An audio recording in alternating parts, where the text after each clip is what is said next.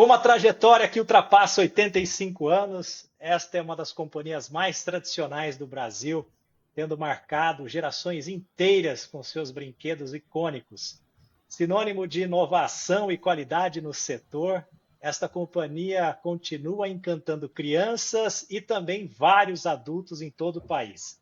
Hoje, no Conexão Comex, eu tenho um prazer enorme de receber Ricardo Rochel, executivo sênior de Supply Chain e Operações da Brinquedos Estrela. Ricardo, seja muito bem-vindo. André, o prazer é todo meu poder compartilhar um pouco desse mundo encantado do brinquedo, do entretenimento, mostrar um pouco dos desafios que nós temos e, principalmente, o que esperar daqui para frente. Sensacional, Ricardo. Obrigado pela presença. Eu queria começar assim de cara perguntando sobre a sua trajetória profissional, né? Para chegar onde você chegou, no cargo de alto executivo de uma grande companhia nacional. Conta um pouco dessa trajetória para a gente, por favor. André, se você me permite, eu gosto de, quando eu estou numa apresentação como essa, contar um pouco do Ricardo. Ou Ótimo. seja, eu sou casado, tenho um filho e uma filha, sabe, 3 netos, sou apaixonado por esportes, tão apaixonado que durante 10 anos eu fui diretor adjunto de marketing do São Paulo Futebol Clube. Acho que não preciso falar aqui qual que é o meu time de coração. E sou um praticante de ciclismo. É outro esporte que eu tenho uma paixão muito grande. Falando um pouco da trajetória profissional, eu gosto de iniciar pela parte acadêmica, ou seja, sou administrador de empresas, 2 pós-graduações e, por último, em 2022, eu me certifiquei conselheiro de administração pelo Instituto Brasileiro de Governança Corporativa. E mais para frente a gente pode discutir um pouco, sabe, o que trouxe em termos profissionais, sabe, para mim, e pessoais também, esse engajamento dentro da governança corporativa. Ou seja, da minha parte acadêmica, eu sou administrador, tenho 2 pós-graduações que fiz em seguida. Em 2020, eu me certifiquei como conselheiro de administração, que trouxe um benefício muito grande para a minha parte pessoal, principalmente da parte profissional. Da parte profissional, propriamente dito, meu primeiro emprego foi na Tefal, passei 1 ano lá, depois tive 13 anos na Avon Cosméticos, sendo 6 anos nas áreas comerciais, entre marketing, desenvolvimento de novos mercados e de vendas, e depois me engajei no mundo de operações. Logo após esses 13 anos, eu assumi a diretoria sênior de operações da Mattel do Brasil, ou seja, a Mattel é uma das maiores empresas de brinquedos do mundo, onde eu fiquei 15 anos, e entre a Avon e a Mattel foi quando eu atuei como diretor adjunto de marketing lá do São Paulo. Era um trabalho pro bono, mas eu conseguia conciliar os dois. Na minha saída da Mattel, acabei atuando 7 anos como consultor, acabei abrindo minha própria consultoria, mas muito mais relevante que a própria consultoria foi a imersão que eu fiz dentro de governança corporativa. E por quê? Ou seja, você chega num momento da vida, você fala, ok, o que eu espero para os próximos anos? Vou continuar nesse ambiente corporativo de PowerPoint? Vou engajar, sabe, em conselhos de administração? Ou seja, foi um momento onde eu entrei, sabe, eu mergulhei a fundo dentro do ambiente de governança, comecei a me preparar para me certificar, mas durante toda essa parte de estudos, eu ainda sentia que eu tinha bastante lenha para queimar no mundo corporativo. E o meu desejo, aí é algo pessoal, de trabalhar na Estrela, sabe, não foi da noite para o dia. Quando eu deixei a Mattel, eu tinha um objetivo ainda, sabe? Eu sou apaixonado por esse ambiente de entretenimento, de brinquedos, e eu queria, sabe, retornar para esse setor. Porém, eu queria numa empresa nacional. E preferencialmente na Estrela. E por que Estrela? Estrela fez parte da minha infância. Sabe? Eu acompanhei a evolução da Estrela e por que não, sabe, se juntar a uma empresa como essa? Eu acho que foi um casamento perfeito entre as partes e eu aqui estou já há 2 anos. Sensacional, cara. Baita jornada, parabéns, viu? E aqui, na Estrela, você falou bem, na Estrela, a Brinquedos Estrela, eu acho que ela tá no consciente coletivo, né? E ela traz memórias afetivas para muitas gerações, para mim, para você, obviamente, para Uhum. muita gente, né? E ninguém melhor do que você, que é um executivo aí de dentro da companhia, para falar um pouco sobre a história da Estrela, como a companhia se consolidou, os Uhum. principais marcos, momentos chaves, algumas curiosidades que eventualmente você possa revelar. Fala um pouco da companhia para Não, nós. com certeza. Olha, é uma empresa de 85 anos, sabe? E a Estrela não é só brinquedos, sabe? Ela tem 3 pilares, sabe, muito fortes. Obviamente, o principal são os brinquedos, mas tem uma área cultural, que nós chamamos Estrela Cultural, que é a parte de livros para crianças, que tem crescido a duplo dígito ao longo dos últimos anos. E também a parte de cosméticos para as crianças. O objetivo não é incentivar o consumo de cosméticos, não, sabe? É um tratamento muito sólido, sabe? Muito responsável, mas para que a gente possa compartilhar para as crianças o que se tem de melhor em termos de cosméticos infantil. Ou seja, e eu acho que isso que foi um dos principais pilares que me fez vir para a Estrela, porque eu tinha uma experiência muito grande na parte de cosméticos, uma experiência muito grande também na parte de brinquedos, e por que não, sabe, juntar essa experiência com todo esse plano estratégico da empresa de estar crescendo no mercado, não só no brinquedo, mas na parte de livros infantis e também na parte de cosméticos. Mas eu acho que é interessante a gente olhar um pouco, fazer uma cronologia do que tem sido o setor de brinquedos. Vamos voltar lá para os anos 90, ou seja, era um mercado fechado, sabe? A Estrela tinha ali seus 90% de participação no mercado, 12 mil funcionários, uma gigante do setor.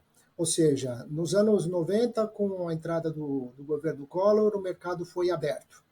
E a partir dali, o mercado se transformou, porque houve uma enxurrada de entrada de brinquedos, sabe, chineses aqui no mercado. Assim, opa, a concorrência alterou da noite para o dia. Ou seja, e desde então, sabe, a empresa vem se ajustando a esse novo cenário para permanecer ativa e sólida ao longo desses 85 anos. Ou seja, nós temos a Estrela sempre foi a maior produtora de brinquedos do Brasil, continua sendo.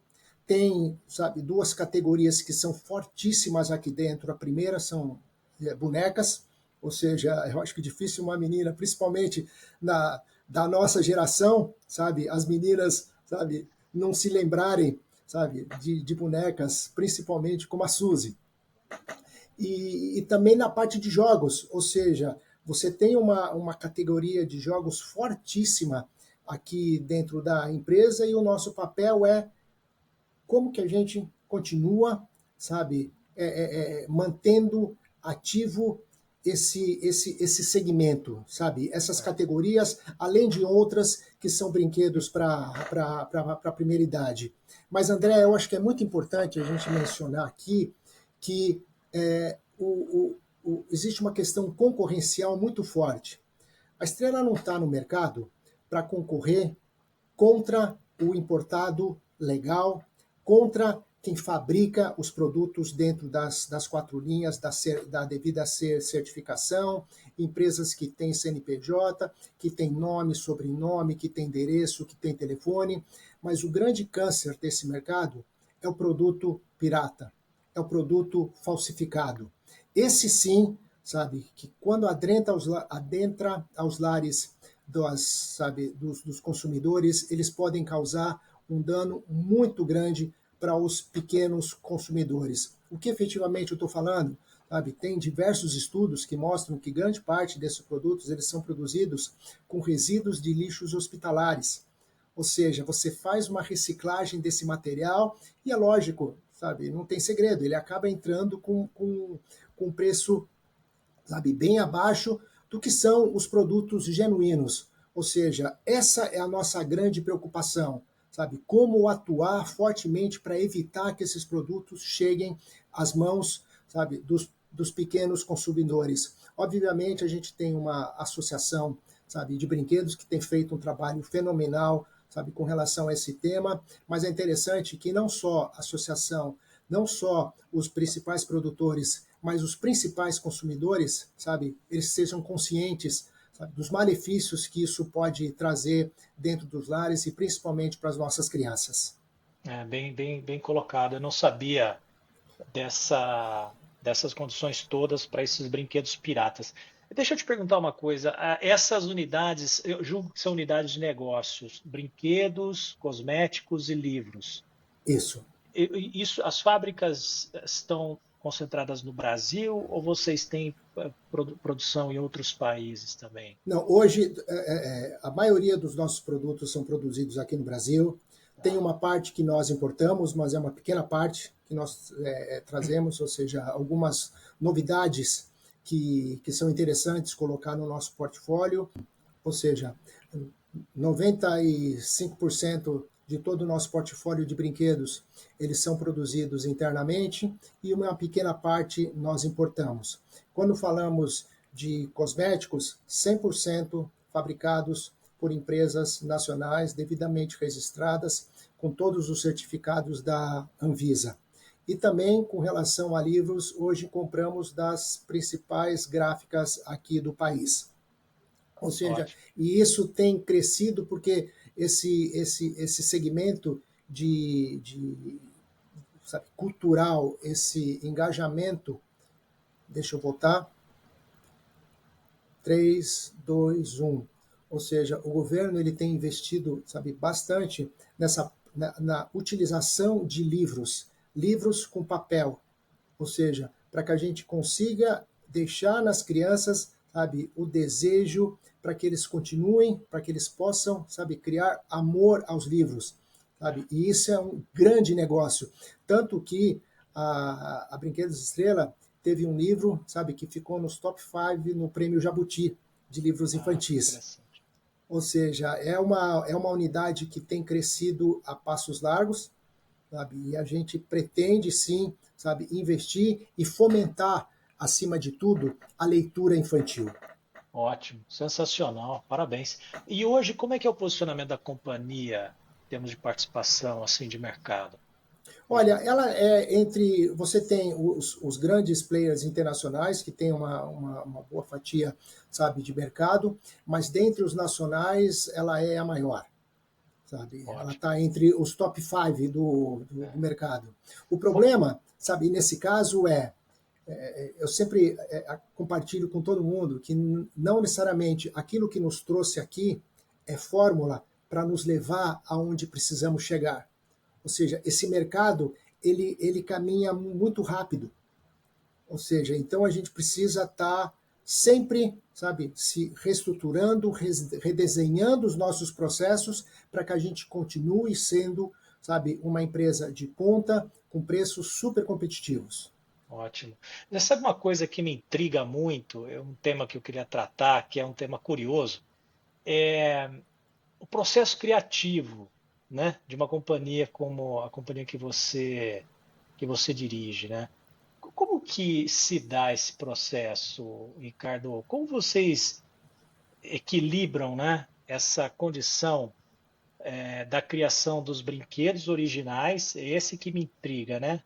Uhum. Versus aqueles que são licenciados, já vem pronto. Eu queria falar um pouco disso também, mas inicialmente dos brinquedos produzidos aqui, que é um time, como é que funciona essa pesquisa, esse desenvolvimento de um brinquedo novo? Nós temos um laboratório multidisciplinar, e por que eu falo multidisciplinar? Porque tem uma diversidade muito grande as pessoas que trabalham nesse departamento.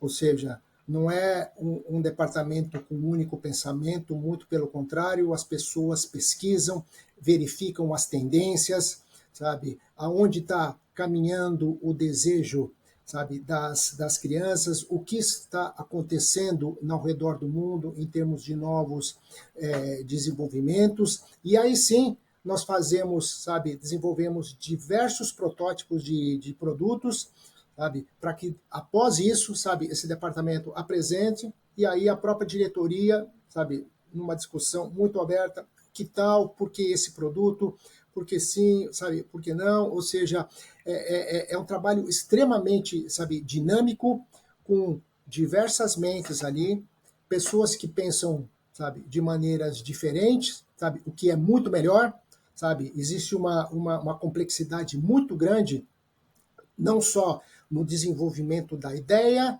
mas principalmente na aprovação de novos produtos que participarão do nosso portfólio. Ou seja, essa questão de ter esse time com tendências, mas tem outro ponto que eu queria trazer aqui também para vocês, André.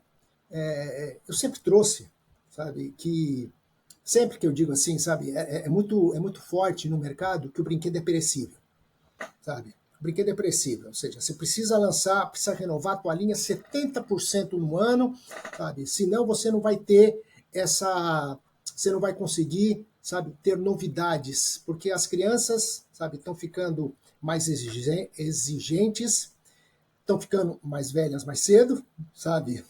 O eletrônico faz parte hoje das crianças e a gente não pode simplesmente abrir mão disso, mas quando a gente olha na Estrela, sabe, existe uma parcela muito grande dos nossos produtos, sabe, perenes, sabe? Elas vêm de anos, sabe, conquistaram o nosso desejo, E continuam tanto que vocês estão conquistando fazendo relançamentos, né? De muito diversos sucesso. relançamentos. E, André, você não imagina, sabe, o sucesso que esses relançamentos têm trazido, sabe, para dentro do nosso portfólio.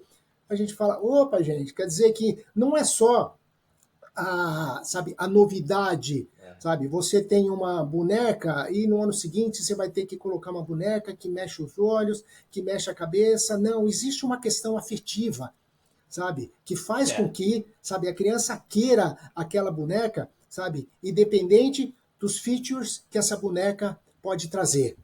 Ou seja, isso desculpa, só para finalizar, sabe? Isso quando a gente vê todo esse processo, é apaixonante, que a gente fala, gente, a gente tem um público cativo, e não é um público só, ou seja, por incrível que pareça, sabe, o brinquedo, hoje, você tem um brinquedo que atinge as crianças, mas tem também o público adulto, sabe, que trabalha com essa, sabe, com essa volta ao passado, sabe, com relançamentos e que tem um giro muito grande desses relançamentos. A nostalgia para os adultos, né? Ver um Ferrorama ser Isso mesmo. relançado, um Autorama, um Gênios ser relançado, é sensacional. Agora, E é tem alguns. impressionante. Pois não, Desculpa, pode continuar, vamos lá. por favor. Não, e é impressionante que essas marcas, É. sabe, de tão fortes, elas têm gerado, sabe, resultados fortíssimos dentro do nosso PNL. Ah, não tenha Muito dúvida. acima do que nós tínhamos estimado inicialmente. Eu imagino. Agora, tem alguns brinquedos, e aqui sou eu pensando, né? Que eles devem ser licenciados. Por exemplo, o banco imobiliário, ele, imagino que seja um licenciamento do Monopoly, que lá que nasceu, surgiu nos Estados Unidos. É isso mesmo? Ou esse negócio é um domínio Ele, público que você pode copiar? Como é que se dá esse processo? não, hoje o banco imobiliário é nosso, nós não pagamos royalties para ninguém, sabe? Tanto que o banco imobiliário, você tem o banco imobiliário em diversas versões. Ou É, seja, você tem o super banco, você tem o Banco Grande, você tem o Banco Mundo, você tem o Banco Brasil, sabe? Todos esses pertencentes à família do banco imobiliário. Mas, por outro lado, a Estrela tem licenciamentos também, sabe? Tem empresas, sabe, que acabam licenciando seus produtos e nós fabricamos esses produtos também, sabe, para esses licenciados. esses licenciadores. Digamos assim, o mercado de licenciamento é muito forte. Eu fui, durante alguns anos, conselheiro da ABRAL, que é a Associação Brasileira de Licenciamentos, sabe? E é fortíssimo e tem crescido a cada ano, sabe, o número de produtos licenciados, e a gente vê na própria mídia, que mudou também, né? A mídia, que era uma mídia televisiva, hoje é uma mídia digital. Então, e aí é outro ponto também que tem mudado muito ao longo. Eu queria fazer só um gancho aqui, claro, André, e entrando nessa questão de mídia digital. A Austrália, ela acabou de baixar uma lei que jovens abaixo de 16 anos não podem ter mídia social. Isso. Opa! Saíram do 8, foram para o 800. E aqui no nosso país também a gente já começa a ver alguns movimentos no sentido de restringir, sabe, o acesso à mídia, principalmente, sabe, em escolas. Eu, sabe, pessoalmente, falando, eu acho super positivo você restringir, sabe, a entrada de celulares dentro das escolas. Como vai ficar essa questão? Até que ponto vai, sabe, banir o acesso às redes sociais? Eu não sei, mas hoje as redes sociais, elas acabaram absorvendo, sabe, uma boa parte da mídia que era televisiva. Sem dúvida nenhuma. E a empresa, a Estrela utiliza, sabe, desses meios para estar divulgando os seus produtos também. Mas, como eu falei, tem que ser de uma maneira extremamente responsável todo esse processo. Sensacional. Trazendo um pouco esse papo para a cadeia de suprimentos, né? Uhum.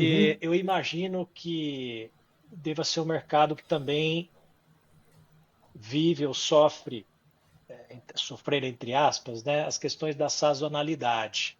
Né? Como é que são os desafios por conta disso na cadeia de suprimentos? André, o nosso negócio, 70% do nosso negócio ocorre no segundo semestre, 30% no primeiro. A gestão de estoques com uma sazonalidade tão alta é um fator primordial para que a gente consiga equilibrar as nossas finanças. Você não tem como, sabe, deixar para produzir todo esse volume de 70% no segundo semestre. Obrigatoriamente, a Estrela tem as suas próprias fábricas, sabe? Você não consegue aumentar o efetivo da noite para o dia para produzir uma quantidade tão grande em determinado espaço restrito, sabe? O que você precisa fazer, você precisa trazer essa curva, sabe? Você precisa antecipar essa necessidade, mas toda vez que você antecipa essa necessidade, você está impactando direto no seu working capital, porque você precisa investir nesse inventário, você precisa investir nessa produção, você vai investir em armazenamento desses produtos para vender o grande volume no segundo semestre. E aí sim que entra, sabe, eu vou falar, o grande desafio da cadeia de suprimentos. Ou seja, é uma cadeia onde o estoque é uma parte dela, mas o estoque ele é resultado de um trabalho que você desenvolve. Ou seja, tudo isso começa como? Com o teu planejamento de demandas. Ou seja, nós temos o nosso plano de vendas anual. A partir daí, nós analisamos quando, sabe, que o produto tem que estar disponível. Obviamente, não é um processo cross the board. Ou seja, dependendo da família de produto, você precisa ter uma cobertura maior de inventário. Ou seja, dependendo da família, não, vamos jogar ele um pouco mais para frente. Ou seja, para uma empresa que trabalha acima de 250 SKUs, você imagina a complexidade que isso não traz, não somente para a gestão do planejamento de demandas, como para compras, como para o PCP, sabe, que é o planejamento propriamente dito da produção, e a produção em si. Ou seja, você acaba investindo um dinheiro muito grande, muito alto, sabe, no primeiro semestre, para começar a colher os resultados a partir do segundo semestre.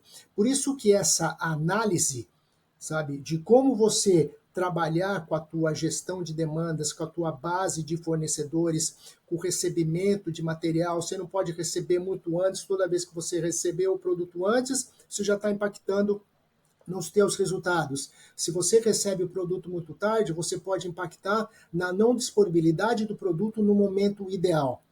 Ou seja, é uma, digamos assim, é uma complexidade tremenda, não é uma equação fácil de você, sabe, ter um resultado 2 mais 2 são 4, não. Por isso que nós temos uma equipe muito forte, para que a gente possa efetivamente tratar e buscar a excelência em todo esse processo de cadeias de suprimento, para que a gente consiga ter estoques equilibrados, não ter estoques acima da nossa necessidade e poder fazer com que a gente consiga, acima de tudo, ser mais eficientes em todas essas etapas do processo produtivo, desde o planejamento de demandas, as compras, o planejamento do PCP e a produção propriamente dita.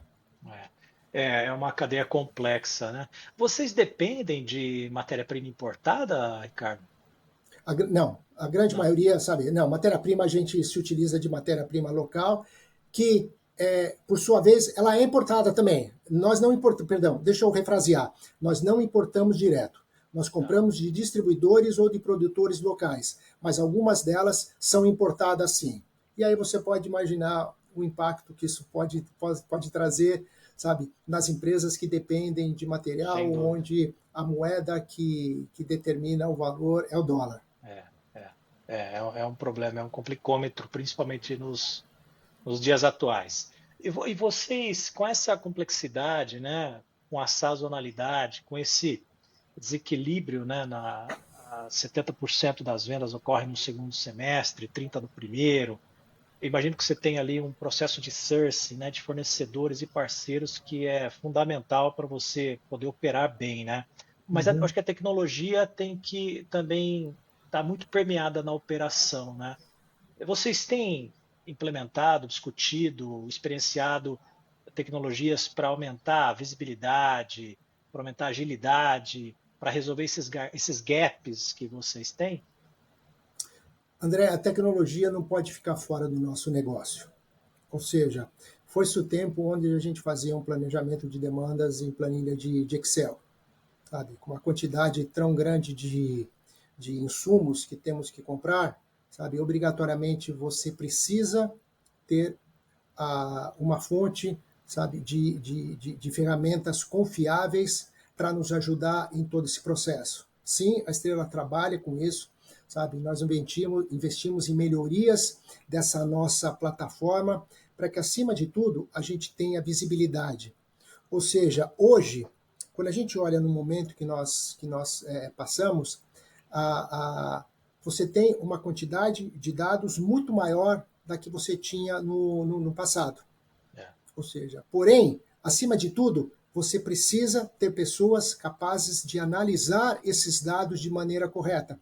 Porque dados analisados de maneira incorreta pode te levar para uma situação extremamente desastrosa.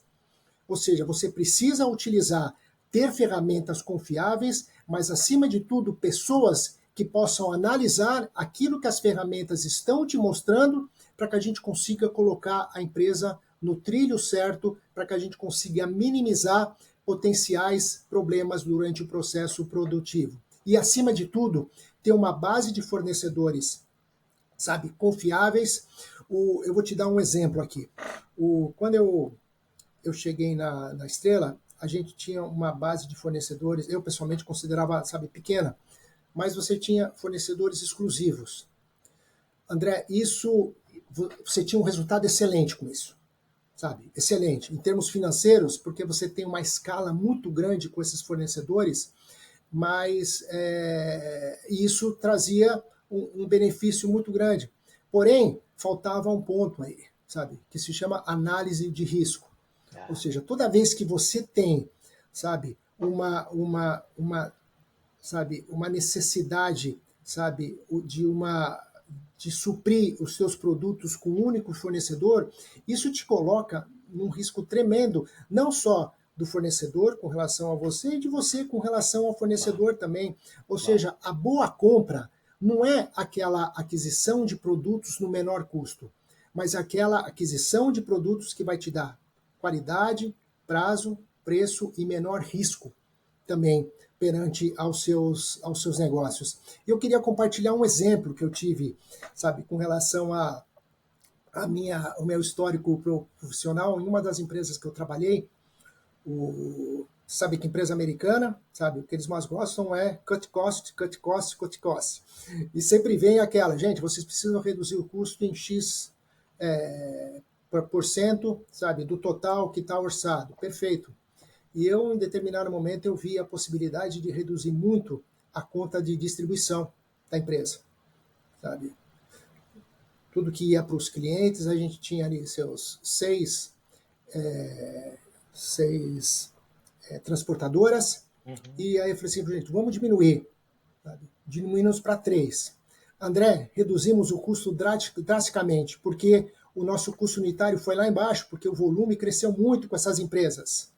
O problema foi que essa análise de risco não foi bem feita, porque em dezembro, uma dessas transportadoras acabou pedindo ali a recuperação judicial.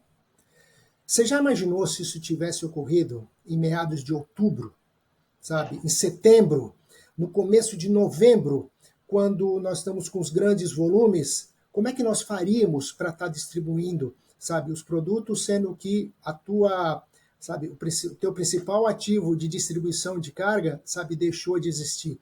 Por isso que eu sempre trago muito forte essa questão de gestão de risco, para que a gente, por conta de uma necessidade de redução de custo, não venha colocar a empresa num risco maior potencial por conta dessas variações que podem ocorrer no mercado entre uma empresa ou questões macroeconômicas, questões de variação cambial e o que for.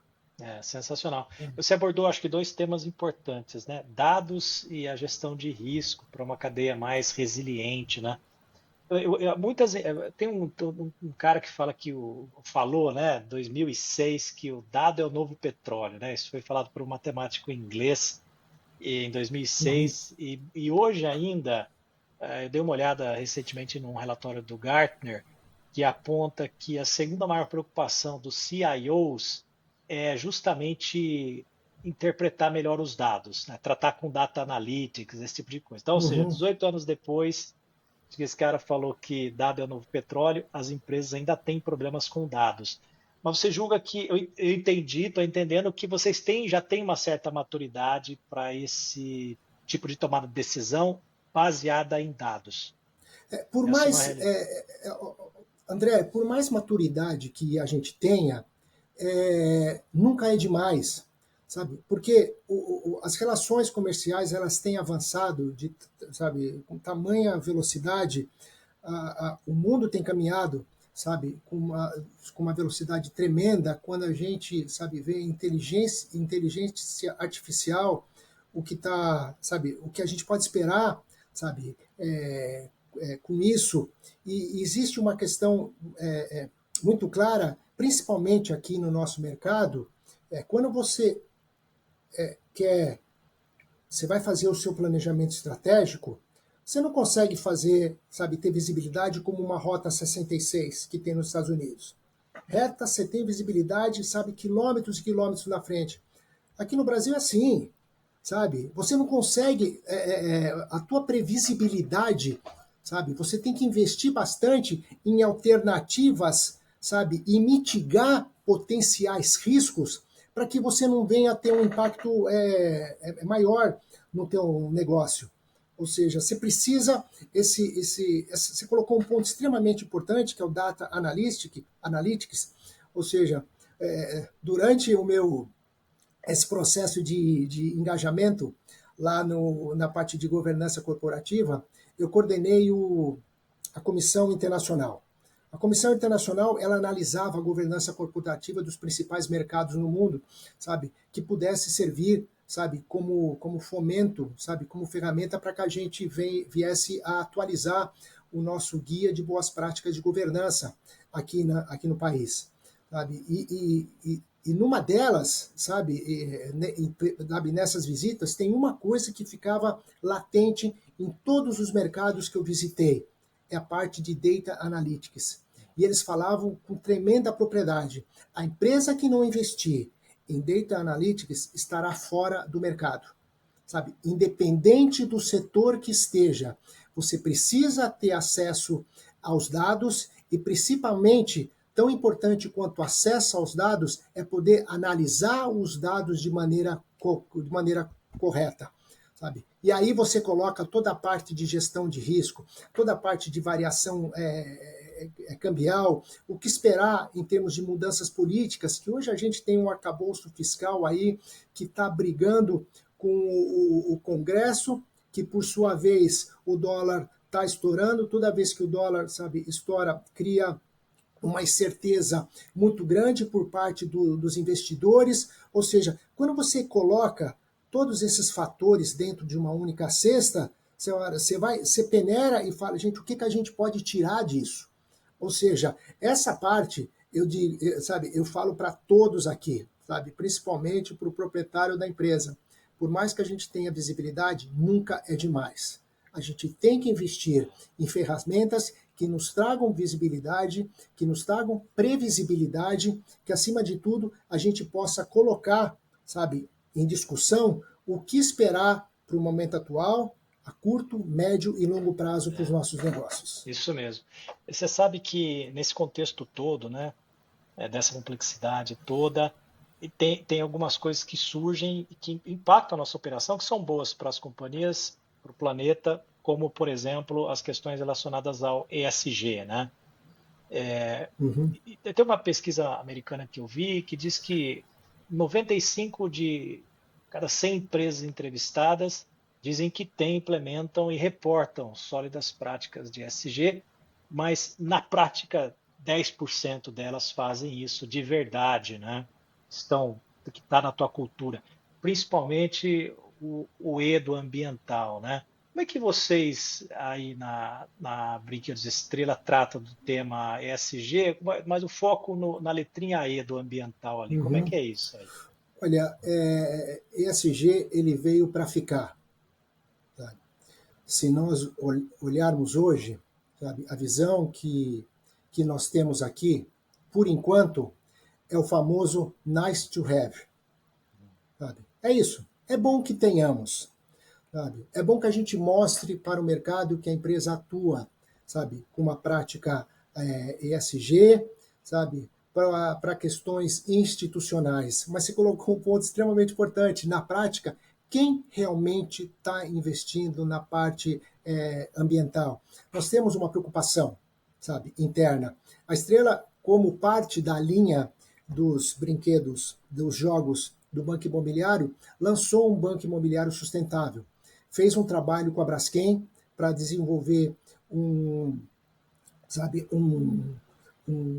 composto, plástico biodegradável, e que fosse, totalmente verde, que a gente pudesse, atuar.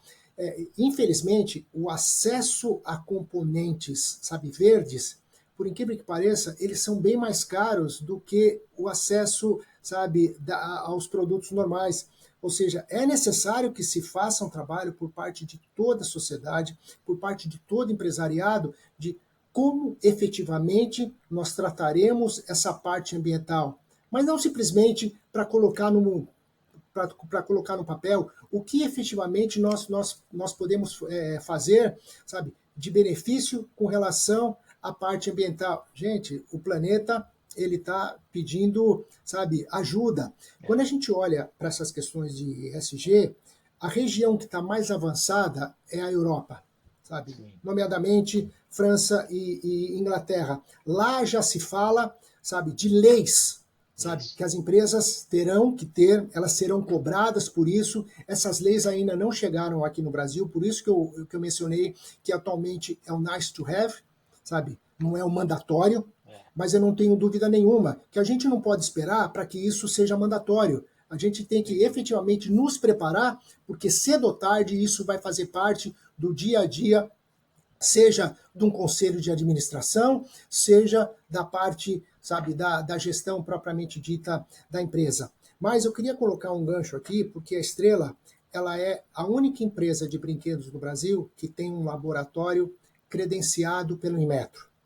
Ou seja, nós fazemos todos os testes dos nossos produtos internos, buscamos, junto ao nosso laboratório, desenvolver, juntamente com parceiros, compostos biodegradáveis, ou seja, trabalhamos diretamente não só com aquelas empresas que têm o termoplástico, mas com as empresas que fabricam os cartonados para nós, as embalagens, no sentido, qual que é a tendência? Como é que a gente pode transformar esse processo mais green dentro do nosso negócio? André, sem dúvida, não é uma equação simples isso, sabe? Não é uma equação simples por ter uma questão financeira, sabe, por trás. Mas nós não podemos simplesmente aceitar, sabe, e simplesmente cruzar os braços, não. Nós temos sim como parte do nosso planejamento estratégico, sabe, essa parte ambiental, ela está presente. A ideia é, qual que é o próximo passo? O que nós podemos fazer? Porque tamanhas são as variações, sabe, e os pontos que têm impactado no dia a dia da nossa operação. Ou seja, esse ano o dólar, sabe, foi lá em cima. Se nós olharmos o que aconteceu com o frete marítimo internacional, sabe, como estávamos no começo do ano, como estamos agora, gente, como é que você faz um planejamento como esse? Ou seja, você não pode simplesmente chegar, subiu, ajusta o preço e passa para o teu cliente, que por sua vez quem vai pagar a conta é o consumidor. Muito pelo contrário, nós temos que olhar para dentro de casa e nos perguntar o que podemos fazer ou o que temos que fazer para estar absorvendo esses custos adicionais. Ou seja, que tipo de melhorias nós buscaremos. No primeiro dia que eu entrei aqui na empresa, eu fui apresentado para toda a equipe e eu plantei ali uma árvore. Eu falei, plantei uma semente. Falei, senhores, eu não tenho dúvida nenhuma, conhecedor desse mercado, os grandes resultados da empresa virão de dentro para fora e não de fora para dentro. Nós temos que redesenhar os nossos processos. E, novamente, aquilo que eu falei no início da nossa conversa aqui, aquilo que nos trouxe até aqui, sabe, não será fórmula que nos levará para os próximos 85 anos da empresa. É necessário que estejamos, sabe, antenados e, acima de tudo, que a gente possa não ser seguidor de tendência, mas, acima de tudo, determinar a tendência desse mercado. E para que a gente chegue lá, tem um longo caminho ainda. Não tem. E, de fato, essa condição de questionar o status quo é parte de um processo de inovação, né? A gente falava ali há pouco sobre a mudança nos meios de comunicação, as redes sociais tomando cada vez mais protagonismo desse processo todo, e isso traz uma questão que é a omnicanalidade, né? Ou seja, a experiência, às vezes, de compra, ela nasce na rua, ali numa loja ou num shopping, mas ela é efetivada ou ela termina em casa num e-commerce, né? Como é que vocês estão tratando isso, né? Como é que a cadeia de suprimentos ela está se adaptando também para atender a essa condição da omnicanalidade? André, existe uma grande pergunta que nós temos aqui no nosso dia a dia. Qual vai ser o futuro do varejo, sabe, no mercado? Porque os e-commerces, eles estão abrangendo grande parte do consumo. Ou seja, e isso faz com que, muitas vezes, a previsibilidade, sabe, da tua demanda impacte diretamente. Ou seja, você precisa ter, muitas vezes, para determinadas linhas de produtos, e principalmente, a gente precisa ser cirúrgico em quais produtos nós apostaremos para estar trabalhando, sabe, com o e-commerce. E eu queria voltar um pouco. Ou seja, quando que começou efetivamente o boom do e-commerce? Foi no período de pandemia, sabe? O período de pandemia fez com que as pessoas ficassem em casa, sabe? E elas tinham que, acima de tudo, utilizar os meios eletrônicos. Ou seja, houve um movimento pendular durante a questão da pandemia. As famílias se juntaram, sabe? Houve um crescimento, sabe, do segmento, sabe, de jogos no mercado, o que foi muito bom, mas foi melhor ainda para essa integração, sabe, familiar de pais e filhos. E aí o pêndulo vai para o outro lado, ou seja, você começa a abrir um pouco mais essa questão, as crianças voltando para a escola, voltaram para essa integração acima de tudo, com o eletrônico, sabe? E assim sucessivamente, esse movimento vai e volta. O que tem, acima de tudo, deixa eu limpar isso que eu falei, sabe? Que eu entrei num outro caminho e não entrei diretamente, sabe, na parte, sabe? Ou seja, vamos lá, 3, 2, 1. Ou seja, esse processo de mercados eletrônicos, eles estão presentes no nosso dia a dia, eles é o futuro do varejo, porém, a venda presencial ela não deixará de existir. O que as empresas estão fazendo e o que nós estamos fazendo também é determinar linhas específicas para que a gente possa comercializar dentro do e-commerce. E aí sim, começar a fazer jogos de erro e acerto. Essa linha nós vamos vamos colocar para um canal de varejo ou nós colocaremos para a parte de eletrônica. Ótimo. Isso falando do nosso negócio, do nosso e-commerce e do e-commerce também das empresas de varejo que trabalham conosco. Sim. Sim. Mas isso, você não tem a dúvida que vai crescer e tende a crescer mais ainda. Vai. Mas a experiência da loja, como você disse, ela ainda porque é uma compra lúdica, né? Então, ou seja, você ainda está ali eventualmente experimentando e querendo levar. Ela não vai deixar de existir. Ela não vai deixar de existir. Agora, mas isso traz uma complexidade também para a operação logística, né? Pensando nas dimensões do país, são 5.600 municípios aproximadamente. Acho que todos devem ter, no mínimo, uma loja de brinquedo e todas essas lojas vendem o produto estrela, né? É uma tarefa de guerra, né? Esse processo de distribuição, né? Olha, eu não vou falar só a nossa conta frete, mas a conta frete, sabe, das grandes empresas aqui, elas realmente impacta diretamente no resultado do P&L de qualquer empresa. Sensacional, cara. Muito obrigado pelos ensinamentos, pela troca, pelas histórias incríveis da tua trajetória e da Brinquedos Estrela.